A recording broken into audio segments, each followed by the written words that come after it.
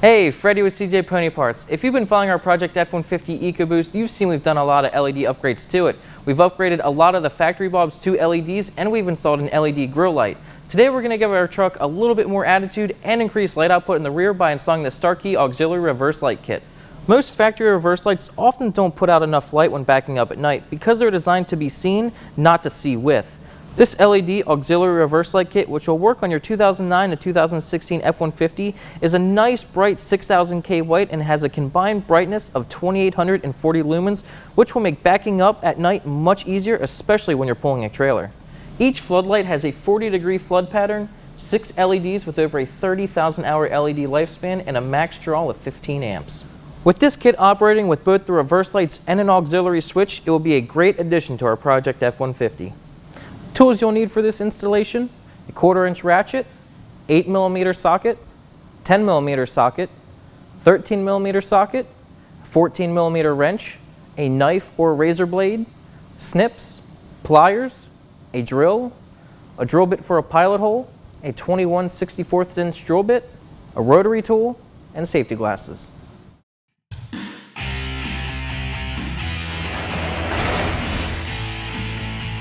We're going to start the installation off under the hood with the wiring harness. Now, it does come with a lot. You need to familiarize yourself with this harness, and what we're going to do first is run the back half of the wiring harness down into the engine bay to get it out of the way, and then we can work on hooking up the front part to the battery and to the switch.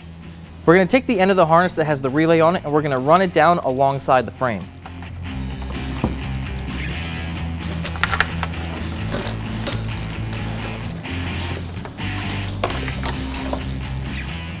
Now, this part isn't necessary. We removed the wheel well here because we're going to be going through a grommet in the firewall. You can get to it either from the top or bottom, but for the sake of the video, we removed this wheel well, which comes off with 4 screws and 2 clips, and we think you'll get a better view of it if we take this wheel well out.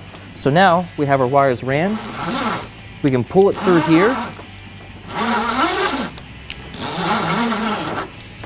And then we can run our harness for the switch through the grommet. For this, I'm going to be using an X-Acto knife, but you can use a razor blade or a knife or probably even a screwdriver.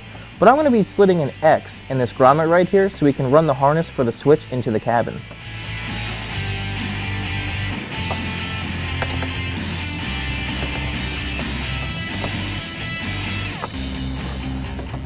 This isn't required either, but to make it easier to go through the grommet, we're going to stagger these connectors and electrical tape it just to make it a little bit easier to run.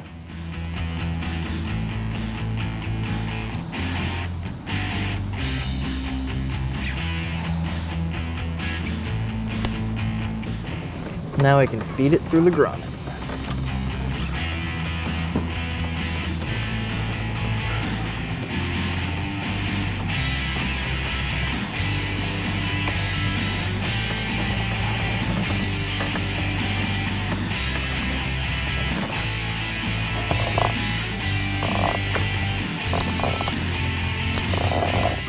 With the harness kind of mocked up right now, we have our hot wire and ground wire. We're going to hook them to the battery, but before we do that, we're going to disconnect the battery.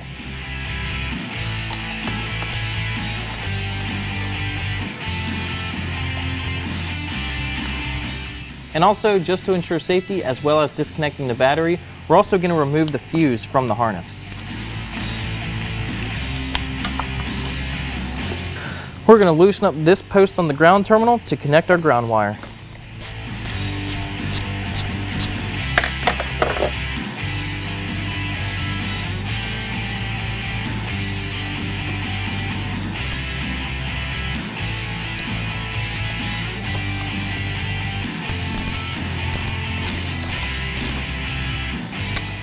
And now for the positive wire.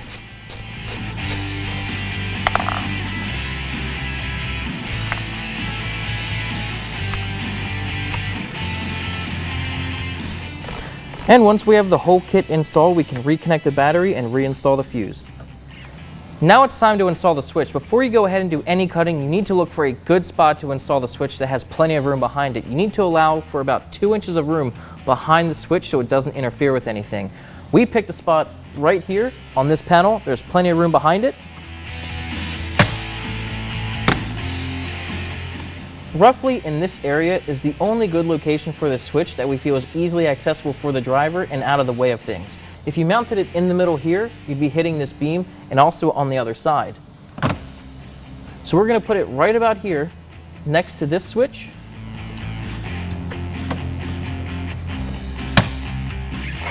Which is slightly to the left of that beam, and there's plenty of room behind it.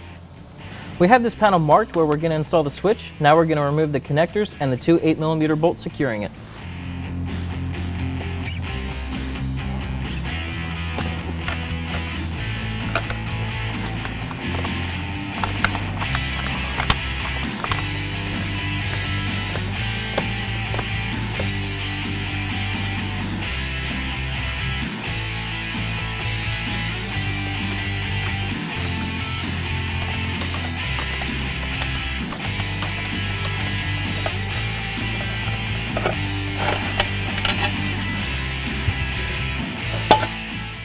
There's two clips securing this panel in. Once you get all the fasteners out, just give it a pinch on the back side and remove the panel from the truck. We have the area roughly marked where we're going to install the switch, and it just happens to be right where this material is. So first thing we're going to do is cut this off completely and make it flush, and then we'll cut a hole for the switch.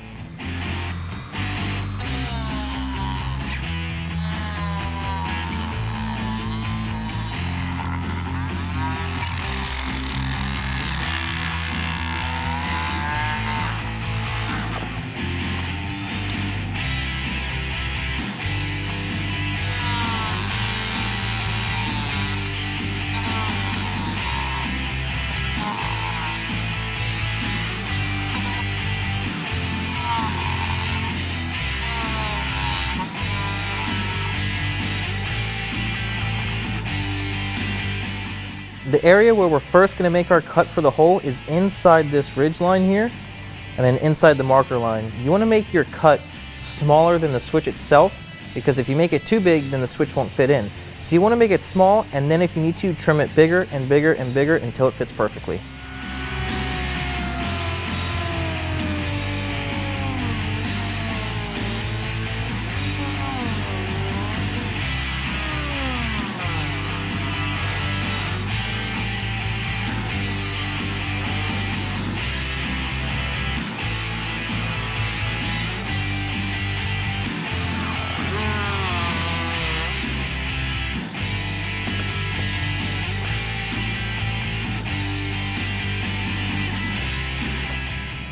Now that we see the switch doesn't fit, the hole's not too big, we can keep trimming it bigger until the switch fits perfectly.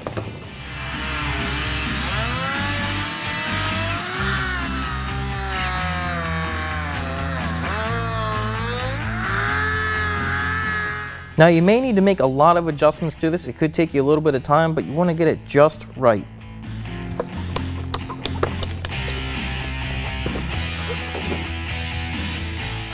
With the switch installed, we can reinstall our panel.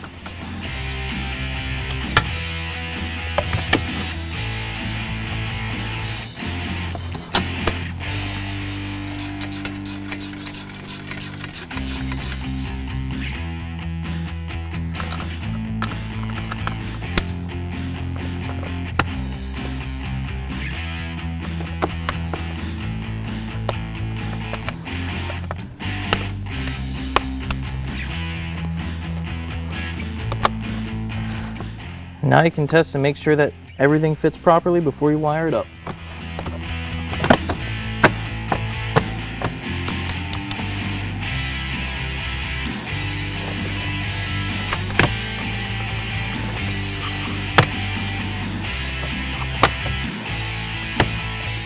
We're going to connect the orange wire to the top pin on this switch. Then the red wire to the middle pin. Then the blue wire right beneath that one.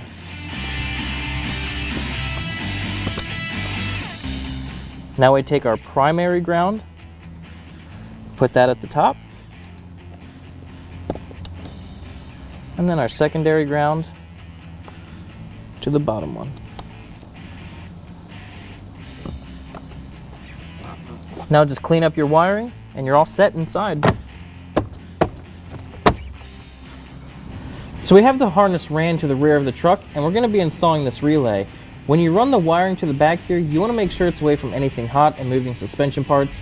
Right now, it's not zip tied in place, it's just loosely there, but we're going to clean it up and have it tucked away nicely. Now we're going to secure this relay. Starkey recommends to have it positioned vertically when you secure it, so we're going to secure it just like this to one of the harnesses up here.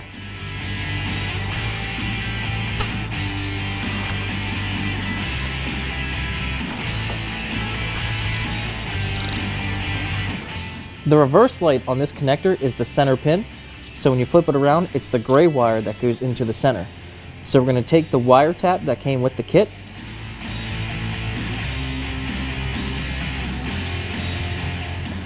put it on the gray wire,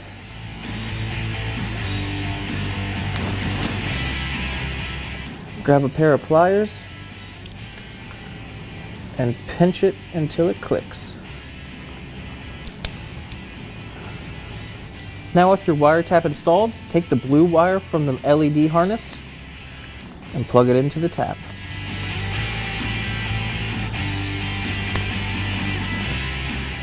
Then you can plug your connector back in. With everything wired up, you can finally mount the lights. You can mount them wherever you want, but we're going to mount them kind of on the outside of the bumper right here on this flat part underneath. All we need to do to mount these is drill one hole and secure it in. We're going to install these about 1.5 inches away from the tow hitch.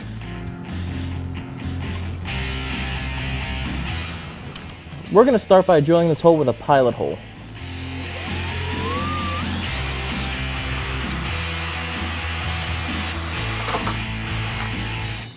Now we're going to drill it out with a 21/64 inch drill bit.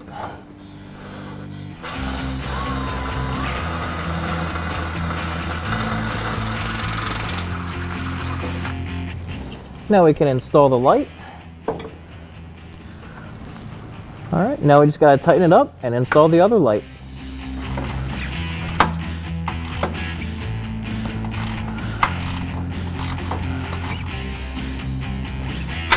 All right. Then you can adjust it however you like, facing down or up, and tighten it with the supplied hex wrench.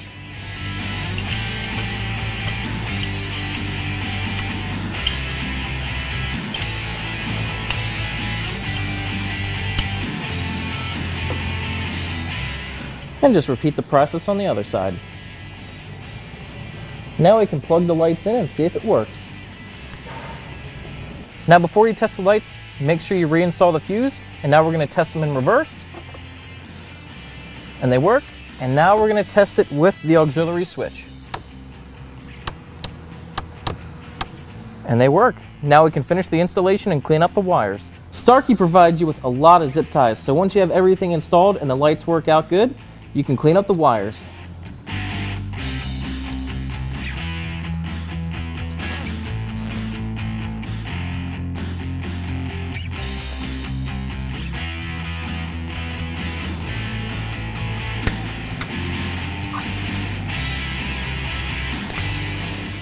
This is what it looks like with just our factory reverse lights with the LED upgrades. And this is what it looks like with the Starkey reverse light kit.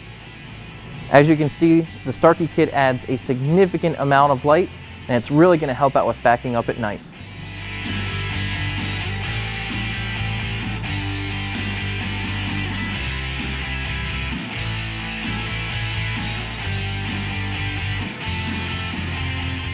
Our Starkey auxiliary and reverse lighting kit is installed. It looks great. It's going to really help out with backing up with the rear view camera and especially with a trailer.